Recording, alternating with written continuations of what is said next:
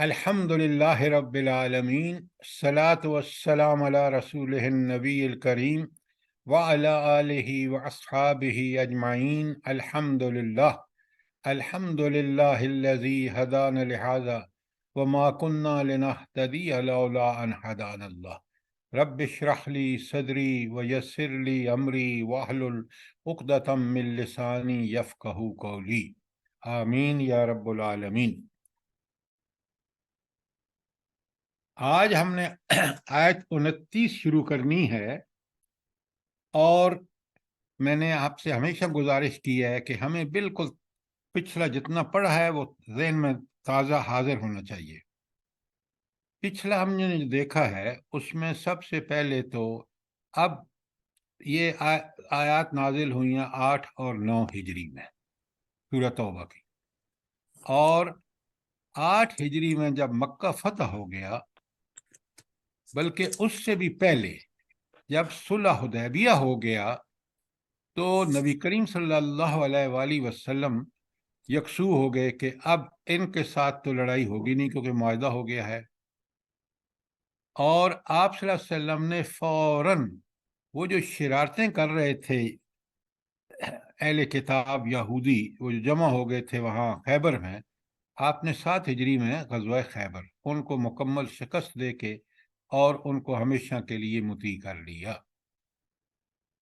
تو گویا آپ دیکھ رہے ہیں کہ نبی کریم صلی اللہ علیہ وسلم آرام سے نہیں بیٹھے کہ ادھر معاہدہ ہو گیا چلو اب آرام سے، نہیں نہیں نہیں نہیں، اللہ کے دین کے غلبے کے لیے ایک ایک منٹ اور اپنا ایک ایک لمحہ خرچ کیا، اور اس طرح خرچ لگایا کہ آپ دیکھ لیں نتائج آپ کے اور میرے سامنے ہیں۔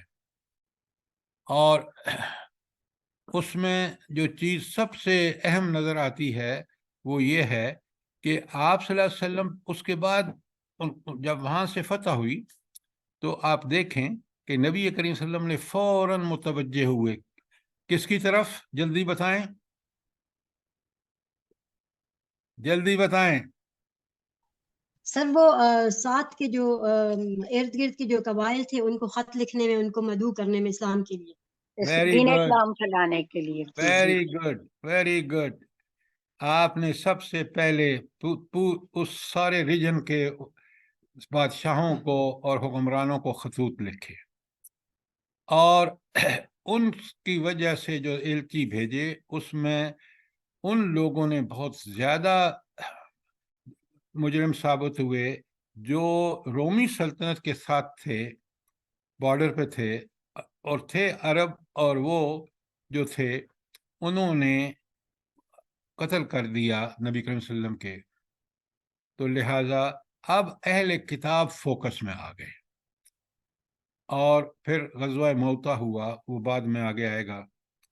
تو لہٰذا آپ دیکھ رہے ہیں کہ نبی کریم صلی اللہ علیہ وسلم جس مقصد کے لیے مبعوث ہوئے تھے وہ مقصد تھا کہ دین اسلام کو پوری طرح غالب کر دیں، اور اسی کے لیے ابھی آپ نے پیچھے دیکھا کہ آپ صلی اللہ علیہ وسلم کو حکم ہوا کہ پہلے تو ان مشرکین جو اس حدود حرم میں آباد ہے ان کا معاملہ صاف کیا۔ ان سے کہا 2 چیزیں ہیں، اب 2 آپشن ہیں آپ کے پاس، کیا ہے؟ نمبر 1، یا تو اسلام قبول کرو یا پھر قتال کے لیے تیار ہو جاؤ، تیسرا کوئی آپشن نہیں ہے۔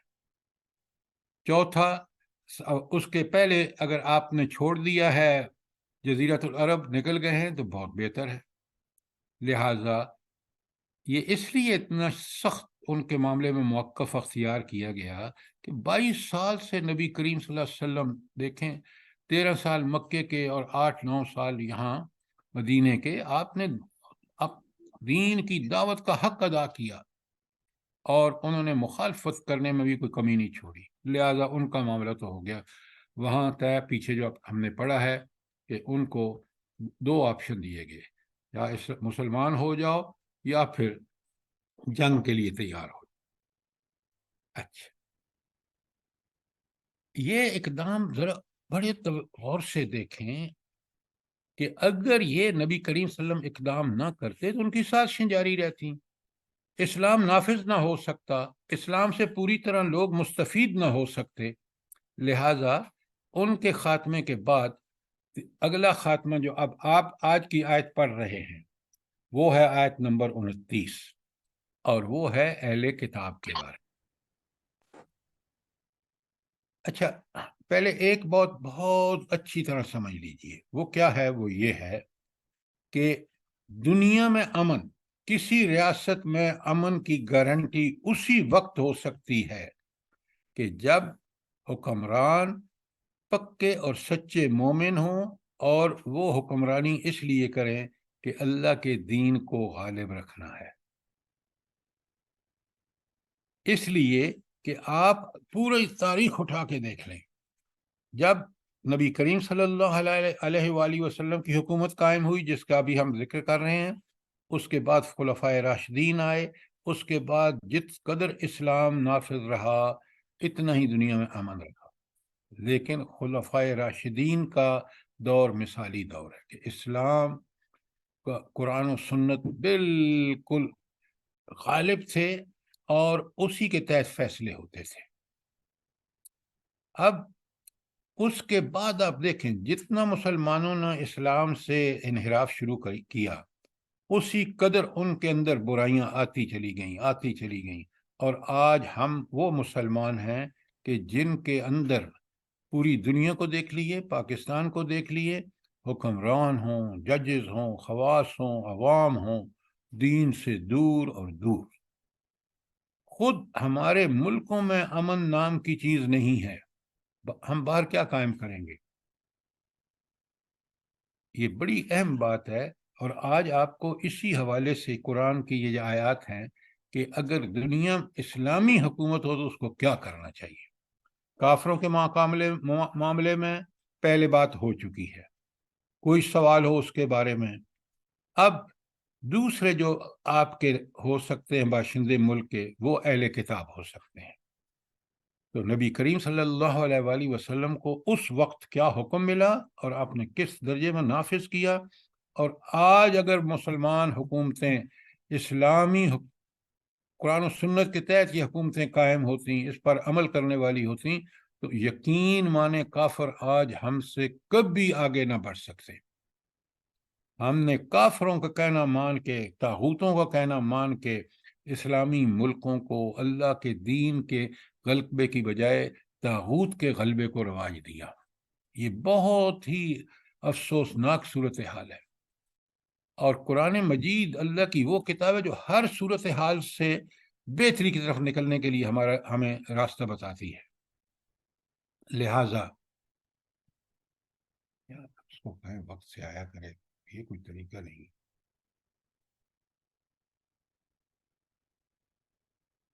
بیچ میں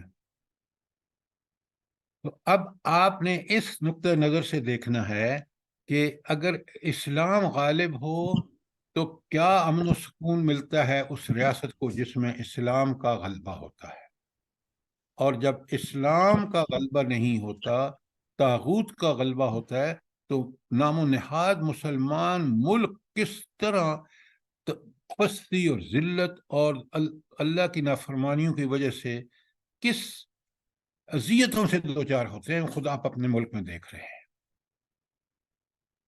سر اگر اسلامی حکومت ہو اور کیا کہتے ہیں منافق ہوں، تو منافق کا پھر کیا کیا جائے؟ اسلامی حکومت کرے، اس کا کیا انجام ہونا چاہیے؟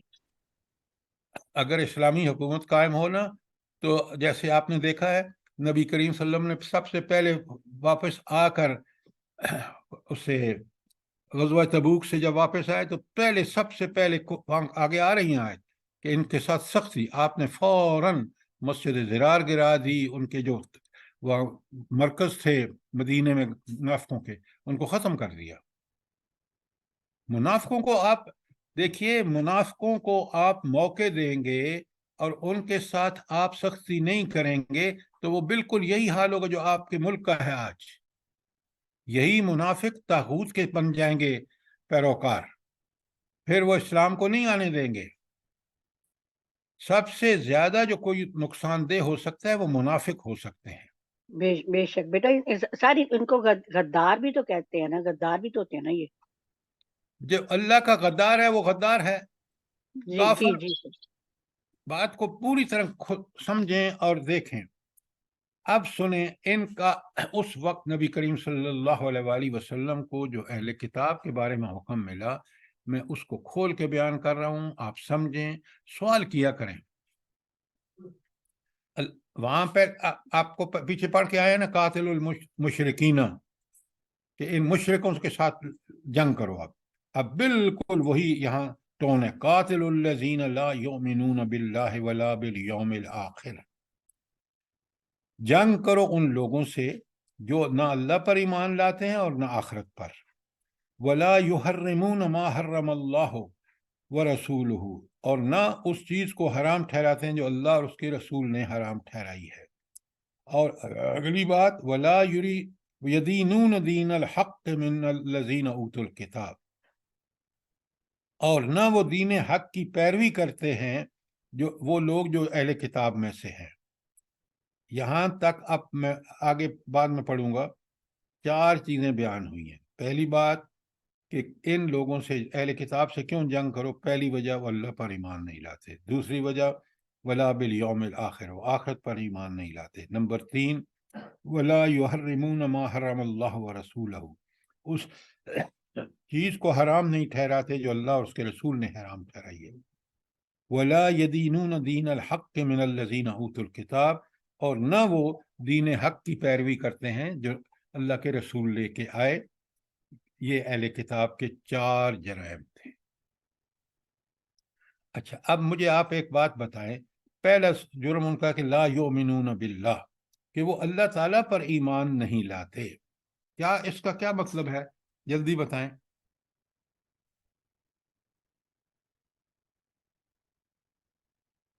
اب بڑے غور سے سنیے. سر اور اللہ کو ایک نہیں مانتے، اللہ کے ساتھ اور لوگوں یہ کو آپ دیکھیں، اس طرح کی بات ادھر سے ادھر مت جوڑا کریں. قرآن سے جواب. سر اللہ کی حاکمیت تسلیم نہیں کرتے.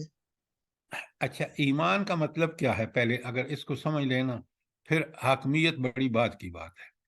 اللہ پر ایمان یہ ہے کہ اللہ کو خالق، مالک، رازق، حاکم اور ہر قسم کے شرک سے پاک سمجھا جائے. یہ ہے اللہ پر ایمان. ان کا مسئلہ کیا ہے؟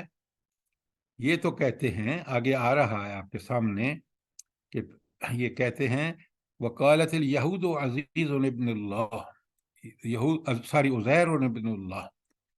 تو ان کا ایک گروہ کہتا تھا کہ عزیر اللہ تعالیٰ کے بیٹے ہیں. اب اس سے بڑا تو کوئی شرک ہو ہی نہیں سکتا کہ اللہ کی، یہ ایسا شرک ہے، کسی کو بیٹا بنا دینے کا مطلب ہے وہ ذات میں بھی شرک ہے. صفات، کیونکہ بیٹے کے اندر وہی صفات ہوتی ہیں جو باپ کے اندر ہوتی ہیں عموماً. لہذا اس لیے ایمان نہیں لاتے کہ یہ یہود کہتے ہیں عزیر ابن اللہ، کہ عزیر اللہ تعالیٰ کے بیٹے ہیں. وقالت النصارى، یہ آگے آیت آ رہا ہے 29 میں. وقالت النصارى، اور نصارہ یعنی عیسائی کہتے ہیں المسیح ابن اللہ، عیسیٰ علیہ السلام اللہ کے بیٹے ہیں. یہ ہے وجہ کہ وہ اللہ پر ایمان نہیں رکھتے. اچھا، اب یہ آیتیں صرف پڑھنے اور اس کو بڑا آگے غور کریں گے نا، تو ہمیں پتہ چلے گا کہ آج ہم میں سے اکثر مسلمان بھی اللہ پر ایمان نہیں رکھتے، جو اپنے پیروں، اہل قبور کو وہ سمجھتے ہیں کہ وہ علم غیب رکھتے ہیں، وہ ہماری تقدیر بدل سکتے ہیں. تو کیا وہ مسلمان؟ وہ فتوے مت لگائیے، وہ مسلمان نہیں ہیں، کیونکہ اللہ کی صفت کا ہی انکار کر رہے ہیں، صفات الہی میں شرک کر رہے ہیں. خود قرآن کہتا ہے کہ ان میں سے اکثر ایسے ہیں مومنوں میں سے جو شرک کرتے ہیں. تو پہلا جرم ان کا کیا ہے؟ کہ وہ اللہ پر ایمان نہیں رکھتے. دوسرا جرم کیا ہے ان کا؟ کہ وہ آخرت پر ایمان نہیں رکھتے. اب دیکھیں، وہ ہماری طرح بالکل کہتے ہیں کہ آخرت ہوگی، لیکن ان کا آخرت پر ایمان نہ ہونے کا ثبوت کیا ہے؟ لکھیں سورہ بقرہ کی آیت 111، حوالہ لکھ لیا آپ نے، بقرہ 111. اب سنیں، وَقَالُوا لَن يَدْخُلُ الْجَنَّةَ إِلَّا مَنْ كَانَ هُودًا أَوْ نَصَارَىٰ. جنت میں تو کوئی داخل ہی نہیں ہوگا یہود و نصارہ کے علاوہ. یہ آخرت کا انکار نہیں ہے تو کیا ہے؟ دوسری بات، سورہ بقرہ کی آیت 80 لن تمسن النار الا ایام معدودات، ہمیں تو آگ چھوئے گی نہیں، بس چند روز جہنم میں رہیں گے، پھر جنت میں چلے جائیں گے، نعوذ باللہ. اب ذرا اس کے مقابلے میں یہ آپ نے دونوں سن لی، پڑھ لی، اب اس کے مقابلے مسلمانوں کو دیکھیں کتنی بدبختی ہے. کہتے ہیں کلمہ نبی کا پڑھ لیا جنت کھری. جب تک کلمے کے تقاضے اللہ کو حاکم اور اس کو معبود مان کر اور رسول اللہ صلی اللہ علیہ وسلم کو آپ رول ماڈل سمجھ کر اسوہ حسنہ کے مطابق عمل نہیں کریں گے، جنت نہیں مل سکتی. میں نہیں کہہ رہا، قرآن کہہ رہا ہے آمنوا وعملوا الصالحات، 2 کام کریں گے پھر اللہ جنت دے گا. عامل الصالحات میں اب سارے ہر زندگی کا ہر عمل بڑے غور سے سمجھیں. قرآن کھول کھول کے کتاب مبین ہے. اچھا، اب یہ ہمیں پتہ چل گیا کہ 2 کام جو پہلے تھے، نہ اللہ پر ان کا ایمان ہے نہ رسول پر ایمان ہے. تو تیسری بات کیا تھی؟ اور تیسری بات یہ تھی کہ لا یحرمون ما حرم اللہ ورسولہ، اور ان چیزوں کو حلال نہیں کرتے جو اللہ اور رسول کے نے حلال کی ہیں، اور ان کو حرام نہیں کرتے جن کو اللہ تعالیٰ نے اور رسول صلی اللہ علیہ وسلم نے حرام بتایا ہے. یہ تو ایسا ہے کہ یہود و نصارہ تو اپنے جو نبی کریم صلی اللہ علیہ وسلم سے پہلے انبیاء تھے، انہوں نے بھی حلال و حرام کے قانون دیے، انہوں نے اس پر عمل نہیں کیا. مثلاً آپ لکھیں سورہ نساء کی 161، وہاں پر آپ کو صاف پتہ چلے گا کہ کس طرح حلال کو حرام اور حرام کو حلال قرار دیتے ہیں. سورہ نساء آیت 161، وَأَخَذِهِمُ الرِّبَا، اور ان کا سود کھانا، وَقَدْ نَهُوا عَنْهُ، اور حالانکہ وہ اس کو سے منع کیا گیا تھا ان کو، تورات انجیل سابقہ انبیاء نے بھی. وَأَكَلِهِمُ أَمْوَالُ النَّاسِ بِالْبَاطِلِ، اور وہ لوگوں کا مال ناحق کھاتے تھے. تو اللہ کا تو واضح حکم ہے، حقوق العباد ہے. تو آپ نے دیکھا کہ ایک ایک بات کا ثبوت قرآن نے دیا ہے. وہ اللہ پر ایمان نہیں رکھتے اس لیے کہ یہودی عزیر کو اللہ کا بیٹا کہتے ہیں، عیسائی حضرت عیسیٰ علیہ السلام کو اللہ کا بیٹا کہتے ہیں.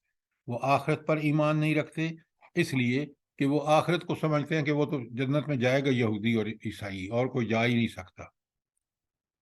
اور پھر دوسری بات یہ کہتے ہیں کہ اگر گئے بھی تو چند دن کی بات ہوگی، لہٰذا ان کا آخرت پر بھی ایمان نہیں ہے.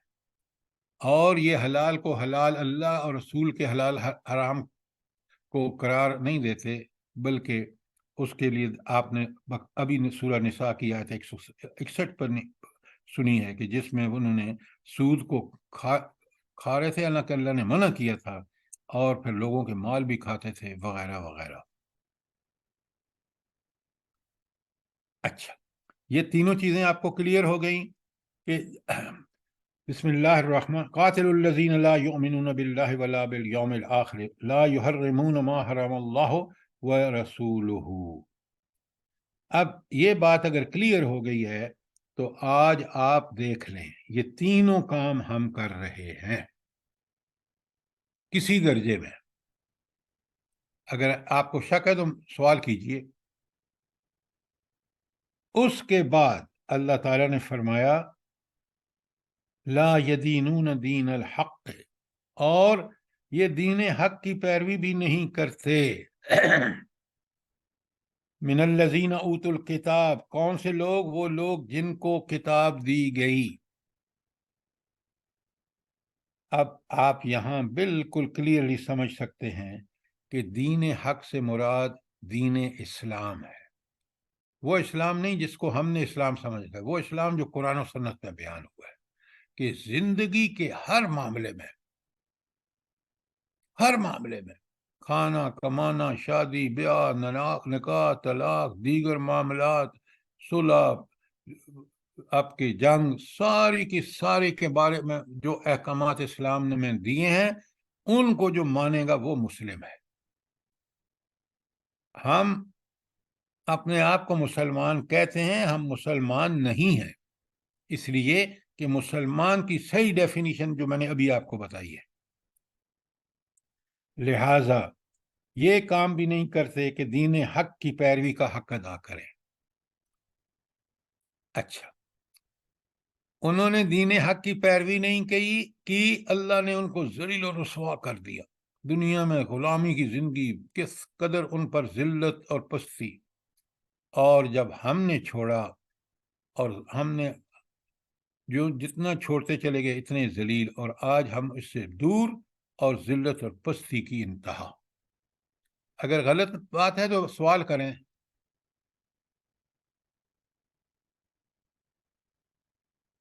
اچھا، کوئی سوال یہاں تک ہو جائے؟ آج میں نے چار ان کے جو اللہ تعالیٰ نے ان کے بارے میں 4 حقائق بیان کیے ہیں، اس کے بارے میں کوئی سوال ہے تو، ورنہ آگے دیکھیں۔ آگے حتی یؤت الجزیہ عن ید۔ جی فرمائیں۔ سر وہ جو کیا کہتے ہیں ذبح جو کرتے ہیں جانوروں کو، اور جھٹکے دے کے، وہ بھی تو حرام خود اپنے کر لیے تھے نا انہوں نے۔ میں نے آپ کو ایک مثال دی ہے، حلال و حرام کا ان میں تمیز ہی نہیں ہے۔ آپ ایک جھٹکے کو لے کے آئے ہیں، یہاں تو آپ دیکھ لیں، سور وہ کھاتے ہیں، ان کو منع ہے، سود وہ کھاتے ہیں۔ جزاک اللہ۔ اچھا، اب یہ بڑی امپورٹنٹ بات ہے آیت کا، ہم کاش اس کو سمجھ کے پڑھے کہ اللہ تعالیٰ فرمائے حتی یؤت الجزیہ عن یدن، کہ وہ اپنے ہاتھ سے جزیہ دیں، وَهُمْ صَاغِرُونَ، اور وہ چھوٹے بن کے رہیں، وہ اس ملک میں ان کا درجہ چھوٹا ہو۔ کیا مطلب ہے؟ کہ یہ لوگ جب جزیہ دیں گے، اچھا جزیہ کس بات کا دیں گے؟ کہ اسلامی حکومت ان کی جان و مال کی حفاظت کرے گی، جیسے ہر مسلمان کی کرتی ہے۔ یہ تو ہوگا جزیہ۔ وَهُمْ صَاغِرُونَ، کہ وہ اسلامی سلطنت میں بالکل رہیں گے، لیکن وہ اپنے دین کی تبلیغ نہیں کر سکتے۔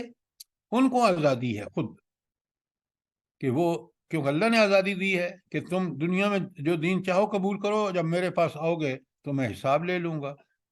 لہٰذا دنیا میں، لیکن اسلامی حکومت میں وہ کبھی اقتدار کی سوچ بھی نہیں سکتے۔ ان کو انہی ٹرمز اینڈ کنڈیشن پر جو اللہ اس کے رسول نے مقرر کی ہیں اہل کتاب کے لیے، ان کے مطابق وہاں زندگی گزار سکتے ہیں اگر رہنا چاہے۔ لیکن جزیہ جب دیں گے تو یہ بات صاف واضح ہوگی کہ انہوں نے اس ملک میں اپنے آپ کو کم درجے پر رکھ دیا ہے۔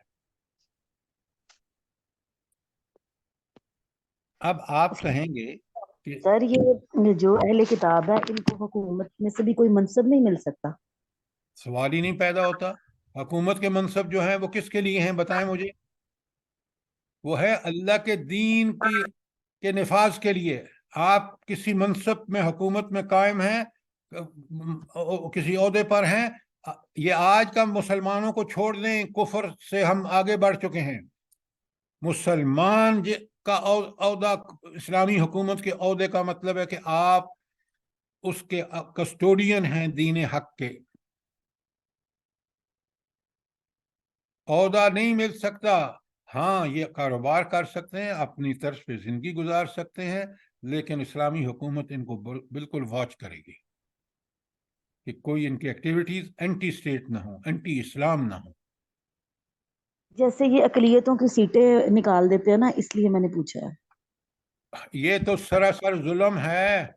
آپ کیا بات کر رہے ہیں؟ سیٹیں دے کے آپ ان کو اسمبلی میں لاتے ہیں نا، اسمبلی آپ کی قانون ساز ہے۔ قانون سازی اسلام میں صرف وہ ہوگی جو قرآن و سنت میں نہیں ہے۔ باقی آپ کو قرآن و سنت کی پابندی آپ پر لازم ہے، آپ کے ایمان کا حصہ ہے۔ اگر آپ اس ملک کے کہیں عہدے پر ہیں تو آپ کا فرض ہے کہ اس کی پوری طرح نفاذ کی کوشش کریں۔ یہ سارے فساد جو ہیں کہ یہ ان کی اقلیتوں کی سیٹیں ہیں اور یہ ہیں اور وہ ہیں، اور پھر وہ اسمبلی میں اور اسمبلی قانون ساز ہے، تو یہ بالکل غلط ہے، بالکل غلط ہے، قرآن اور سنت کے بالکل منافی ہے۔ اب بات کلیئر ہے؟ آپ کا سوال بہت اچھا تھا کہ یہ کیا ہو رہا ہے۔ جی سر بالکل کلیئر ہے۔ دیکھیں نا، یہاں اب آپ کو سمجھ آ جانا چاہیے کہ اہل کتاب ان چار وجوہات کی بنیاد پر بالکل کسی اسلامی حکومت میں ان کو کوئی عہدہ کی بات کر رہا ہوں، نارمل جو ہے جاب وہ کر سکتے ہیں، ان کو نہیں دیا جا سکتا۔ یہ بات بہت اچھی طرح کلیئرلی سمجھ لیں۔ اچھا، اب اس کے بعد مشرکین کے لیے تو عرب میں اس وقت حدود حرب میں دو شرطیں تھیں، یا مسلمان ہو جائیں یا لڑائی کے لیے تیار ہو۔ کافروں کو، ان ساری اہل کتاب کو 3 آپشن دیے گئے ہیں، بڑے غور سے دیکھیں۔ پہلا آپشن مسلمان ہو جاؤ، دوسرا آپشن جزیہ دے کر ماتحتی قبول کر لو، اور تیسرا آپشن کیا ہے بھلا؟ جلدی بتائیں۔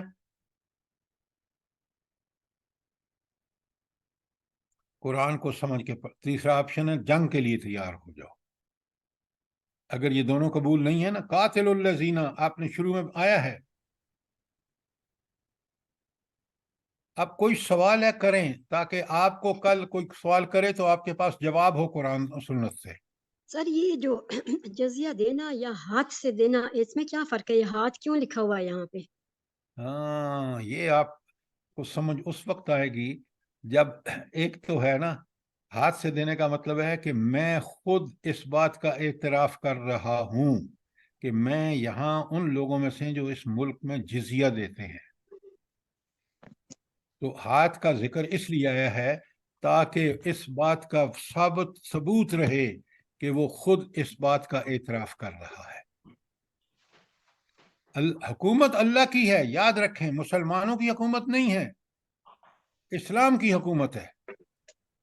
مسلمان اس کا کسٹوڈین ہے، اور خاص کر وہ مسلمان جو حکمران ہے۔ آج حکمران بالکل طاغوت کے غلام ہیں۔ یہ اللہ کے غلام ہوتے تو یہاں دین نافذ ہوتا۔ آج مسلمان بچے، عورتیں، بوڑھے، ہسپتالوں پر بمباری ہو رہی ہے، ہمارے کانوں پر جوں ہی نہیں رہی۔ اسلام، قرآن تو کہتا ہے کہ اسلام اس طرح حکمران ہونا چاہیے کہ یہود و نصارہ اس طرح اس ملک میں رہیں۔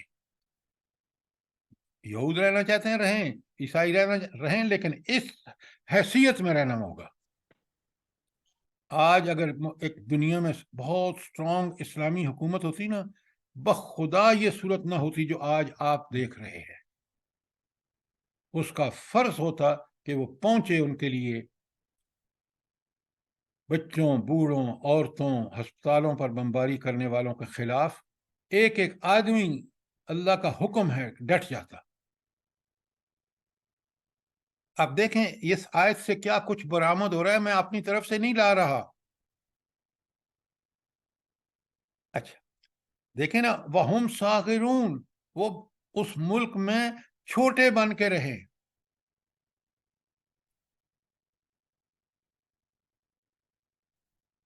اچھا، ایک بات بڑی کلیئر ہے اس آیت میں بھی اور آگے بھی آ رہی ہے کہ طاقت سے مسلمان بنانا مقصود نہیں ہے۔ یہ قرآن نے خود ان کو اجازت دی ہے کہ تم جس دین پہ دنیا میں رہنا چاہتے ہو، سوچ سمجھ عقل شعور دے دیا۔ اسلام بڑا کلیئر ہے، کس طرح حضرت علی رضی اللہ تعالیٰ عنہ کو بھی عدالت میں پیش ہونا پڑتا ہے۔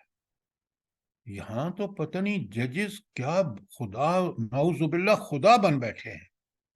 بدبختی کی انتہا اپنے ملک میں دیکھیں۔ کبھی سوچا ہے آپ نے؟ یہ اس پوزیشن پہ بیٹھ کے یہ کام کریں تو نعوذ باللہ یہ مسلمان کیا طاغوت کے وہ ہے پجاری۔ ہاں، اگر وہ اطاعت قبول کر لیں، جزیہ دیتے رہیں اور ماتحتی قبول کر لیں، یہ ہے صاغرون کا مطلب۔ تو وہ اپنے دین پر رہ کر اپنی زندگی گزار سکتے ہیں، اور اس کے عوض اسلامی حکومت ان کے جان و مال کی ذمہ دار ہوگی۔ سر میں نے پوچھنا تھا، یہ جزیہ جو ہے یہ صرف اہل کتاب سے ہی ہے یا وہ مشرکین عرب کے لیے تو بس آپشن تھی نا کہ یا تو ایمان لیں یا یہاں سے نکل جائیں یا گردن مار دی جائے گی، لیکن یہ جو ہے یہ اہل کتاب کے لیے جزیہ جو ہے؟ مجوسی بھی ہوں گے تو ان کے لیے بھی یہی ہے، کسی دین پر ہوں گے ان کے لیے یہی ہے کہ وہ اس ریاست میں رہ سکتے ہیں۔ اللہ نے دنیا ہر ایک کے لیے بنائی ہے، لیکن وہ دنیا میں حکمران نہیں بن سکتے جیسے آج بنے ہوئے ہیں، اس لیے کہ مسلمان جب مسلمان ہوگا تو اللہ کی طاقت اور قدرت اور اس کی ساری اس کے ساتھ ہوگی۔ سر مجھے لگتا ہے پاکستان میں یہ بھی قانون نہیں ہے، ہمارے ارد گرد بہت سارے عیسائی لوگ رہتے ہیں لیکن کبھی سنا نہیں ہے کہ وہ حکومت کو کوئی ٹیکس جزیہ کی بابت میں کچھ دیتے ہیں، ایسا میرا خیال کوئی قانون نہیں ہے۔ آپ مجھے یہ بتائیں کہ یہ تو بعد کی بات ہے، پہلے اسلام نافذ ہے اس ملک میں؟ بتائیں مجھے۔ بالکل بھی نہیں سر۔ یہی تو سمجھنے کی بات ہے، یہ بعد کی باتیں ہیں۔ پہلے اسلام نافذ ہوتا نا تو آج آپ اس طرح ذلت والی زندگی نہیں گزار رہے ہوتے۔ کافر انڈیا کا بت پرست ہمیں دھمکیاں دیتا ہے، کیسی ہمت ہے اس کی؟ اس لیے ہمت ہوئی کہ ہم مسلمان نہیں ہیں۔ اگر ہم مسلمان ہوتے، ہم قرآن و سنت پر عمل کر رہے ہوتے، بخدا یہ کفر ہم سے کانپتا۔ آپ دیکھیں، شاعر وہ ایران کے ایک صحابی جاتے ہیں اور وہ جس شان سے جاتے ہیں، جو ڈائلاگ ہوتا ہے ذرا سنیں تو آپ کو حیرت ہو جائے گی کہ مومن سوائے خدا سے کسی کے نہیں ڈرتا۔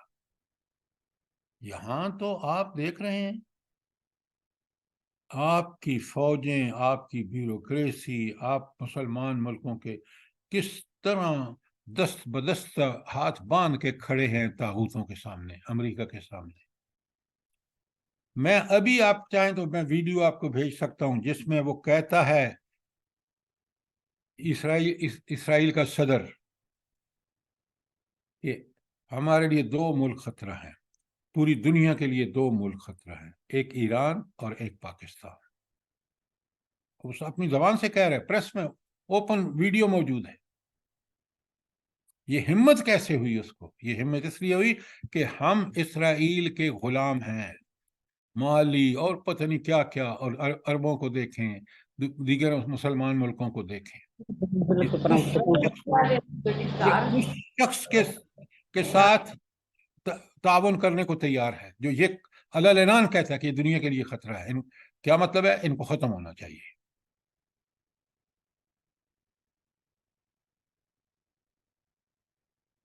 تو اب آپ کو یہ بات سمجھ آ جانی چاہیے کہ دنیا میں امن اسی وقت قائم ہو سکتا ہے جب پوری دنیا میں اسلام کی حکومت ہو۔ اسی کے لیے یہ جہاد بالنفس اور جہاد بالجان آپ نے دیکھا، اور حکومت کے فریضے آپ نے پڑھے۔ تو کاش ہم قرآن سمجھ کے پڑھتے اور اس پر عمل کرتے تو آج ہماری یہ حالت نہ ہوتی۔ سر جی، یہ جو ہم قدم قدم پر ٹیکس دے رہے ہیں اس کی کیا حیثیت ہے؟ اس کی حیثیت اس لیے ہے کہ آپ اچھی طرح سمجھیں کہ آپ کا جب چیف جسٹس عدالت میں جاتا ہے تو 7 گاڑیاں اس کے ساتھ جاتی ہیں۔ یہ ٹیکس آپ کا ادھر جاتا ہے، یہ ٹیکس آپ کا ان تنخواہوں میں، جو دنیا کے جو غالباً یہ 5واں ملک ہے جس میں سب سے ہائیسٹ سیلریز ججز کی ہیں۔ بیوروکریسی کو دیکھیے، جرنیلوں کو دیکھ لیجئے، تو آپ ٹیکس اس کے لیے دیتے ہیں۔ وہ اتنا بڑا بوجھ ہے اس ملک پر جو سراسر ناجائز ہے۔ آپ اگر حکومت کو، اسلامی حکومت کی بات کر رہا ہوں میں، ان حکومتوں کی جو طاغوتی ہیں ان کی بات نہیں کر رہا، اس کو یہ حق حاصل ہے کہ اگر اسلام کو کوئی خطرہ ہو تو وہ اپیل کر سکتی ہے، جیسے تبوک میں ابھی آپ دیکھ رہے ہیں آگے آئے گا، نبی کریم صلی اللہ علیہ وسلم نے اپیل کی، مسلمانوں نے کس طرح دل کھول کے پیسہ دیا۔ تو یہ ٹیکسز یہ سارے جو ہیں یہ طاغوتی نظام کے حصے ہیں. اسلام آئے گا تو آپ دیکھیں گے کہ کوئی ایسا ناجائز خرچہ ہوگا ہی نہیں، تو زکوٰۃ سے ہی اور دیگر اگر کوئی ضرورت پڑی تو لگا دیں گے، ورنہ حکومت کے اور بہت سارے یہ جو آپ کے ہر مہینے بجلی کا بل بڑھ رہا ہے، ریٹس نئے آ رہے ہیں، گیس کے آ رہے ہیں، یہ انہی عیاشیوں اور فحاشیوں کے لیے ہے. بات کلیئر ہے؟ جی سر بالکل. اچھا، اب چلیں آگے. ذرا اس پہ ہمیشہ مضمون کو سامنے رکھیں تاکہ ہم بات ہو رہی ہے اہل کتاب کی. پچھلی میں آپ نے دیکھ لیا کہ یہ تھی وجوہات جس کی وجہ پر اللہ تعالیٰ نے ان سے لڑنے کو حکم دے دیا. اب فرمائے اتخذو، آیت 31 میں نے پڑھ لی ہے. کوئی سوال ہے تو کریں دوبارہ، ورنہ سوری جی 30 اب آئے گی. 29 ہم نے پڑھی ہے. وقالت الیہود، یہود نے کہا عزیر ابن اللہ کہ عزیر اللہ کے بیٹے ہیں. وقالت النصارى، اور عیسائیوں نے کہا المسیح ابن اللہ، یہ کہ عیسیٰ علیہ السلام اللہ کے بیٹے ہیں. ذالک قولہم بافواہہم، یہ تو ان کے منہ کی بات ہے، یہ تو وہ کہتے ہیں، یہ حقیقت نہیں ہے. آگے آ رہا ہے یضاہحون قول الذین کفروا من قبل، تو یہ ان کے جو اگلے گزر چکے ہیں نا، انہی کی نقل اتارتے ہوئے یہ بات کہہ دیتے ہیں، کیونکہ انہوں نے اپنے باپ دادا سے سنا ہے کہ عزیر اللہ کے بیٹے ہیں، اور عیسائیوں نے سن رکھا ہے اپنے بڑوں سے کہ عیسیٰ علیہ السلام اس کی کوئی حقیقت نہیں ہے. نہ کسی نبی نے کہا، نہ کسی، خود عیسیٰ علیہ السلام قرآن میں آپ دیکھیں، قال انی عبد اللہ، 3-4 دن کے بچے ہیں تو آپ کہتے ہیں میں اللہ کا بندہ ہوں. اب ذرا اس سے کے بعد یہ کہنا کتنا قرآن نے کس طرح کھول دیا ہے کہ حضرت عیسیٰ کی حقیقت کیا تھی اور حضرت مریم کیا تھی. تو اس لیے آپ وہاں سے لیں تو یہ لوگ جو ہیں یہ ان کو یہ ساری جو باتیں کہتے ہیں وہ بالکل غلط ہیں، یہ ان کی منہ کی باتیں ہیں، اور یہ اپنے پاگلوں کے کہنے پہ چل رہے ہیں. نہ اس میں کوئی عقل کو دخل ہے، نہ نقل کو دخل ہے. نقل کیا ہوتا ہے؟ مطلب عقل سے تو سمجھ آتا ہے کہ شعور بھی اس بات کو نہیں مانتا کہ اللہ جو اس کی صفات یہ ہیں اس میں یہ اللہ کے بیٹے ہوں. نقل کا مطلب کیا ہے؟ نقل سے بھی یہ بات ثابت نہیں ہوتی. قرآن و سنت سے. کیوں قرآن و سنت کو کیوں نقل کہہ رہے ہیں آپ؟ بالکل ٹھیک کہہ رہے ہیں آپ. کیوں یہ بات اجداد سے جو سنا اس کی نقل کر رہے ہیں؟ کیا بات کریں، وہ ان کے بارے میں ہے. میں آپ سے پوچھ رہا ہوں نہ عقل مانتی ہے نہ نقل مانتی ہے. نقل کا مطلب انہوں نے ٹھیک بتایا ہے، قرآن و سنت ہے، لیکن میں پوچھ رہا ہوں کہ اس کو نقل کیوں کہتے ہیں؟ سر کیونکہ ان کو ہم دیکھتے ہیں نا، وہاں سے دیکھتے ہیں اس لیے. کیا بات کر رہے ہیں؟ دیکھنا مشاہدے کی بات ہے. نقل کا مطلب یہ ہے کہ یہ ہر کتاب میں نقل ہوتا چلا آ رہا ہے، تورات میں بھی، انجیل میں بھی، قرآن میں بھی. تو نقل وہ چیز ہے جو قرآن و سنت میں موجود ہے، اس لیے کہ وہ اللہ اور رسول کی بتائی ہوئی وہاں نقل کی گئی ہے. اس لیے عقل بھی نہیں مانتی اور نقل بھی اس کا تصدیق نہیں کرتی. سر اس کو تھوڑا اور ایکسپلین اور کر دیجیے گا پلیز. اچھا دیکھیے، نقل اللہ تعالیٰ نے مثلاً توحید جو ہے، رسالت، آخرت یا حلال و حرام، یہ ہر نبی نے بتایا. اس نبی نے اگلے نبی نے اسی کو اللہ تعالیٰ سے وحی کے ذریعے لیا تو اس نے بھی نقل کیا، اگلے نبی نے، آخری نبی صلی اللہ علیہ وسلم نے بھی وہی چیز نقل کر دی قرآن میں.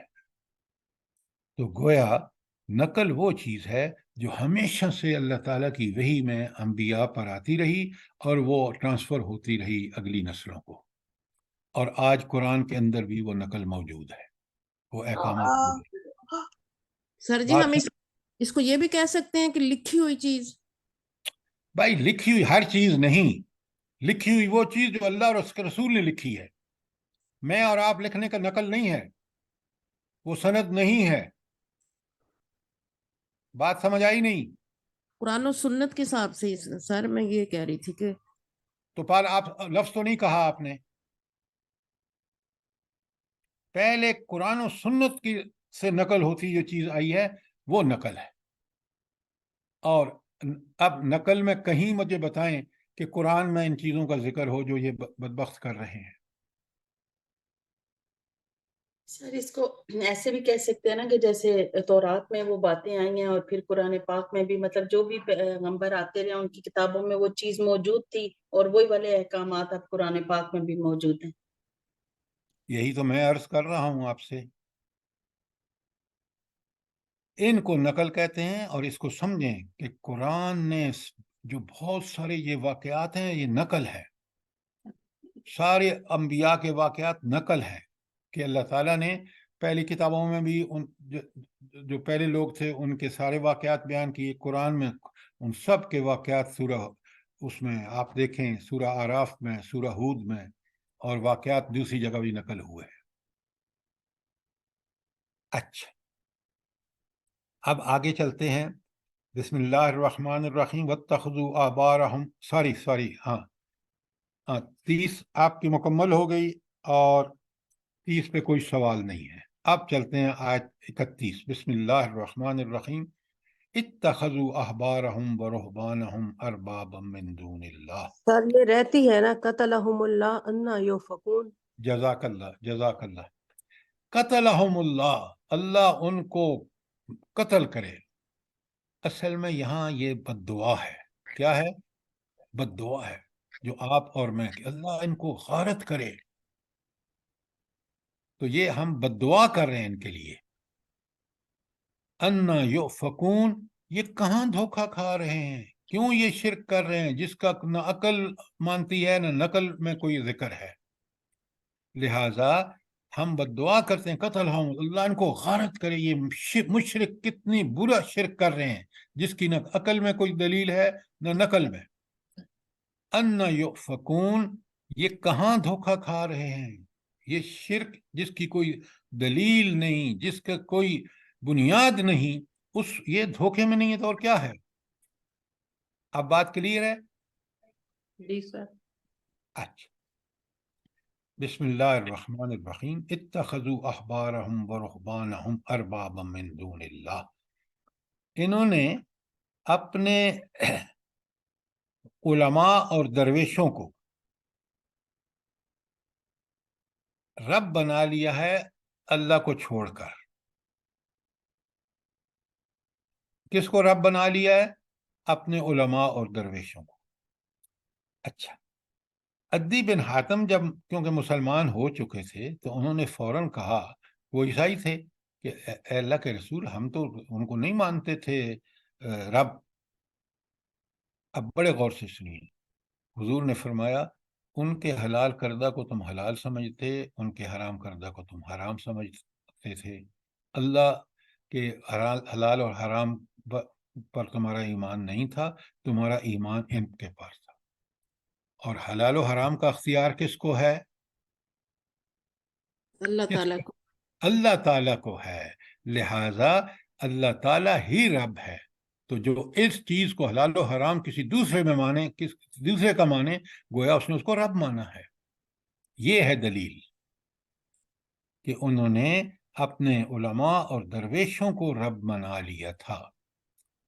اور یہ رب کس معنوں میں؟ کہ حلال و حرام ان کا مانتے تھے، حالانکہ یہ حق صرف اللہ کا ہے، کسی نبی کا حق بھی نہیں ہے. تو یہ رب مانتے تھے اپنے احبار اور رحمان کو، والمسیح ابن مریم، اور عیسیٰ ابن مریم کو بھی رب مانتے تھے.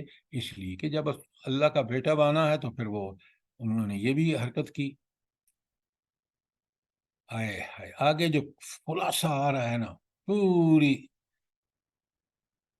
تعلیمات کا، وما امروا، اور ان کو حکم نہیں دیا گیا تھا الا، مگر کس کا حکم دیا تھا؟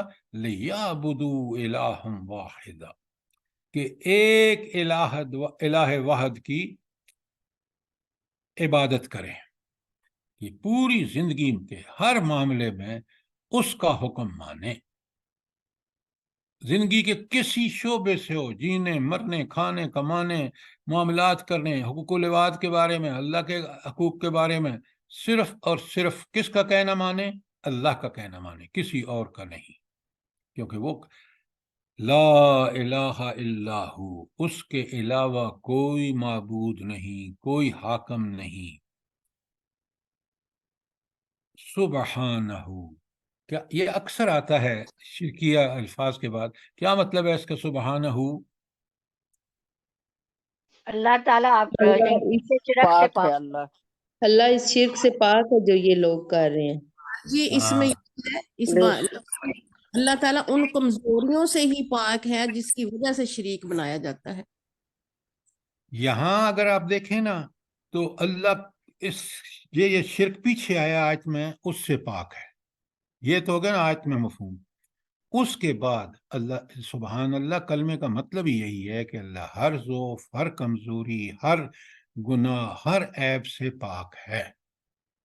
لیکن یہاں کیونکہ ایک خاص شرک کی ذکر ہوا ہے، تو یہاں جب سبحانہ کہتے ہیں کہ اللہ تعالیٰ ضمیر اللہ تعالیٰ کی طرف سے ہے، سبحانہ وہ پاک ہے اس سے کہ اس کا کوئی بیٹا ہو، کوئی شریک ہو، کوئی اس کی عبادت میں شریک ہو۔ اور کوئی سوال اس کے بارے میں؟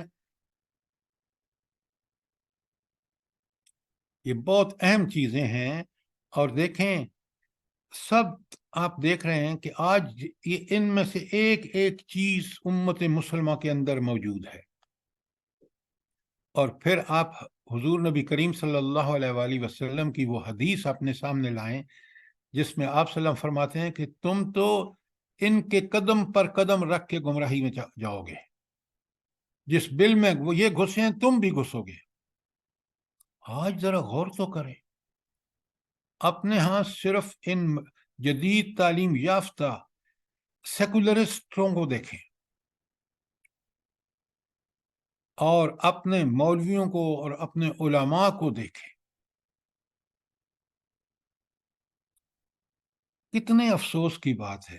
ذرا سوچیں کہ حکمران تو ہیں ہی طاغوت کے غلام، آج تک کسی عالموں کے گروہ نے ڈٹ کے جم کے اور ایسا بیان نہیں دیا فلسطین کے بارے میں کہ انسان کی طبیعت خوش ہو جائے کہ یہ ہے قرآن و سنت کے مطابق حق کہنے کا جو انہوں نے حق ادا کیا ہے۔ تو آپ خود سوچیں کہ یہ ایسی آیتیں ہیں جن سے ہمیں ہل جانا چاہیے کہ آج ہمارے اندر تو اس سے بھی بڑے بڑے گمراہیاں موجود ہیں۔ اچھا، ایک اور یہود و نصارہ کی کبھی صفت آ رہی ہے آیت 32 میں، اگر پیچھے کوئی سوال ہے تو کریں۔ یریدون ان یطفئوا نور اللہ بافواہہم، یہ چاہتے ہیں کہ اللہ کے نور کو، اللہ کے دین کو بجھا دیں، کس سے؟ اپنی پھونکوں سے، بافواہہم، منہ سے پھونکی مار سکتے ہیں۔ میں نے ابھی آپ کو بتایا ہے کہ نیتن یہو کہتا ہے کہ سب سے بڑا جو دشمن ہے نا فیوچر میں انسانوں کا اور یہودیوں کا، وہ مسلمان ہے، اور خاص کر مسلمان ایران اور پاکستان۔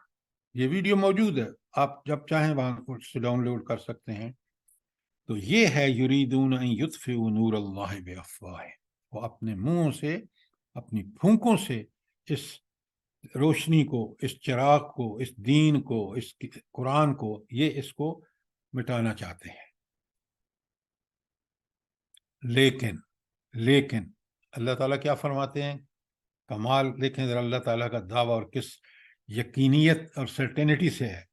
وَيَابَ اللَّهُ، اور اللہ جو ہے وہ چاہتا ہے، اللہ انکار کرتا ہے اس بات سے کہ یہ نہیں ہو سکتا کہ تم اس چراغ کو پھونکوں سے بنا دو، إِلَّا أَن يُتِمَّ نُورَهُ، کہ وہ اپنے اس نور کو مکمل کر دے، پوری زندگی اسلام کے تحت آ جائے، یہ اللہ چاہتا ہے۔ تو اللہ نے چاہا، مسلمانوں نے، نبی کریم صلی اللہ علیہ وسلم، صحابہ صحابیات نے اس پہ حق کو ادا کیا تو اسلام غالب ہو گیا. قبیلے 3 آپ نے دیکھا کہ 5 ہجری میں ہی تینوں کے تینوں نکل چکے تھے مدینے سے، اور پھر یہ دین پورے جزیرۃ العرب میں، پھر خلفائے راشدین کے دور میں دنیا کے 3 براعظموں میں، اور اب اللہ تعالیٰ کی ایک بہت بڑی پیشن گوئی کہ یہ دین پھر قائم ہوگا. اسی جو فلسطین کا قضیہ ہے نا، اس کے نتیجے میں جنگ و جدل ہوگا، اور پھر دیکھیں گے کہ اللہ تعالیٰ اسی اسلام کو پھر اسی طرح غالب کریں گے جس طرح اللہ تعالیٰ کے فضل و کرم سے اور مومنوں کی کوششوں سے ہوا نبی کریم صلی اللہ علیہ وسلم کے دور میں.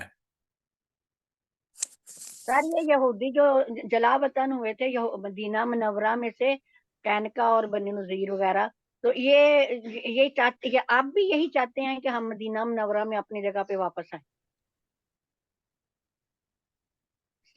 سر یہ جو یہودی یہاں سے مدینہ منورہ سے نکلے تھے، کیا اب بھی یہی چاہتے ہیں کہ ہم وہاں سے واپس آئیں؟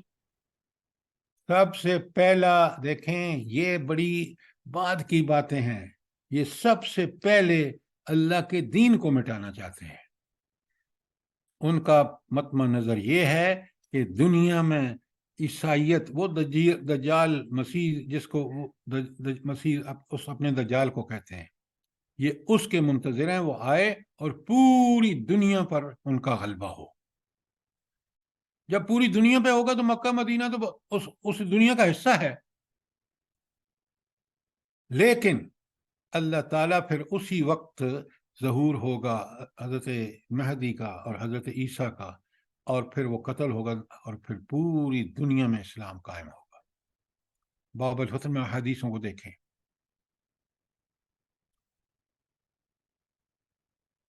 یریدون ان یطفئوا نور اللہ بافواہہم، یہ لوگ چاہتے ہیں کہ اللہ تعالیٰ کی روشنی یعنی دین اسلام کو اپنی پھونکوں سے بجھا دیں.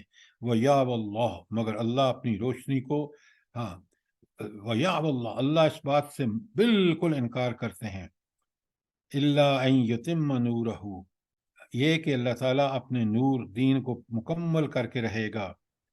وَلَوْ كَرِهَ الْكَافِرُونَ، سارے کافر اب اس میں آگے، یہود و نصارہ، مشرکین وغیرہ وغیرہ، جو بھی اس دنیا میں دین کے خلاف ہوں گے، ان کے اس نہ چاہنے کے باوجود اللہ تعالیٰ اس دین کو غالب کرے گا، اور پھر اسلام کا جب راج ہوگا تو دنیا سکون، اطمینان، عدل سے بہرہور ہوگی.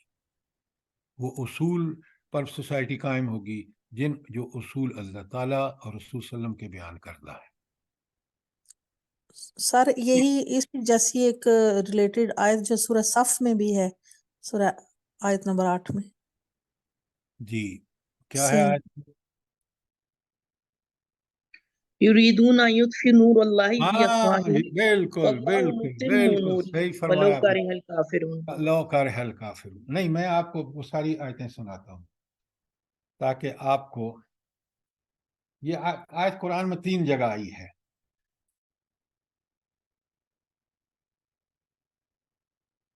سر سورہ المائدہ کی آیت نمبر جو 3 ہے، الیوم اکملت لکم دینکم، یہ بھی اس میں آئے گی نا؟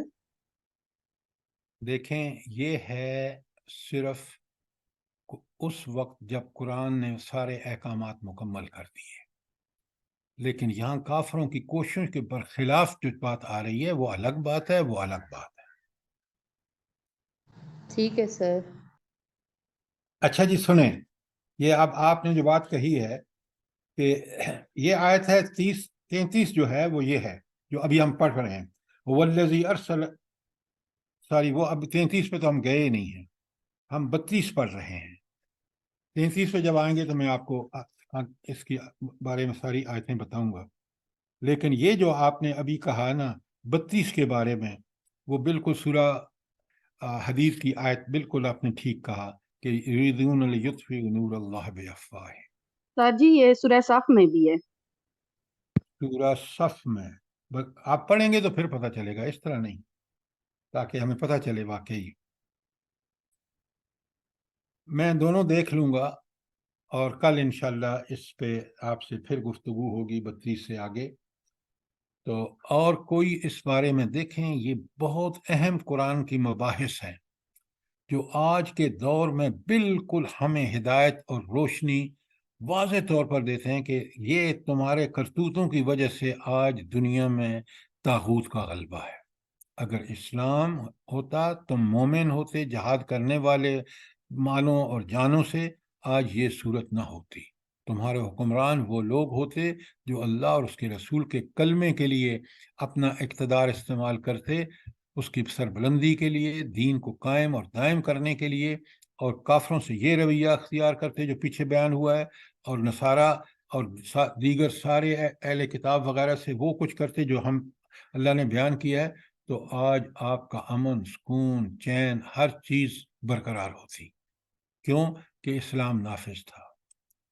آج اسلام کہیں نافذ نہیں ہے، کہیں بھی نہیں ہے۔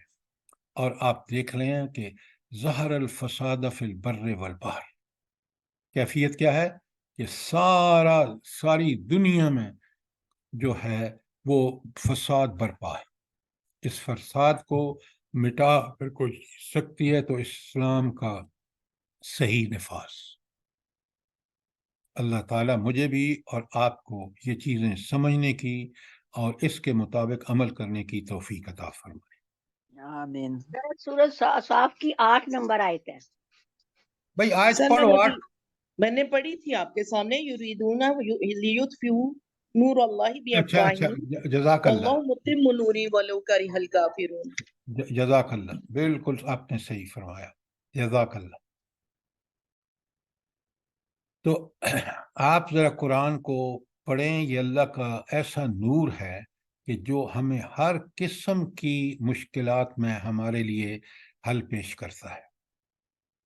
تو قرآن اس لیے نہیں آیا کہ ہم بس پڑھ کے پڑھتے رہیں، یہ اس لیے آیا کہ پڑھ کے سمجھیں، اس کے مطابق عمل کریں، دنیا میں نافذ ہو، تاکہ دنیا میں امن اور سکون اور چین آئے۔ سبحان ربک رب العزت عما یصفون والسلام علی المرسلین والحمد للہ رب العالمین۔ ربنا تقبل منا انک انت السمیع العلیم وتب علینا انک انت التواب الرحیم۔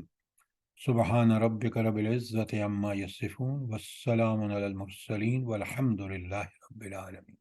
جزاکم اللہ۔ جزاک اللہ خیر۔ اللہ خیر۔